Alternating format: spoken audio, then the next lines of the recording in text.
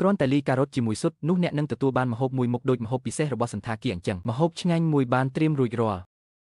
អ្នកប្រហែលជាមិនធ្លាប់បានឃើញឬបរិភោគវាពីមុនមកទេវាគឺជាបកសម្បកការ៉ុតស្រស់ហើយហាន់ស្ដើងជាដុំក្រាស់កាត់វាជាបំណែកដាំឲ្យពុះក្នុងទឹកពុះរយៈពេល1នាទីបន្ទាប់មកស្រង់ទឹកចេញយកវាចេញ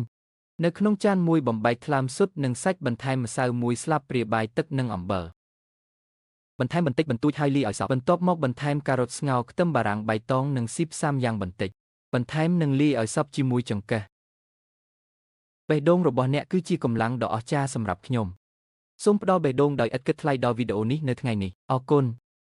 លាបប្រេងចម្អិនអាហារលើផ្សិតចាក់ល្បាយស៊ុតចូលហើយនៅពេលដែលទឹកពុះបន្ថយភ្លើងឲ្យទាបកាត់បន្ថយនិងចំហុយរយៈពេល15នាទីពេលវាឆ្អិនអស់ហើយកាត់វាជាដុំតូចល្មមនំការ៉ុតនិងស៊ុតធ្វើបែបនេះមានរសជាតិឆ្ងាញ់ណាស់ដែលវាបាត់ទៅវិញភ្លាមពេលដាក់លើតុវាពេញនិយមត្រូវប្រាកដថារក្សាទុកវាហើយធ្វើវាសម្រាប់ក្រុមគ្រួសាររបស់អ្នកផងដែរ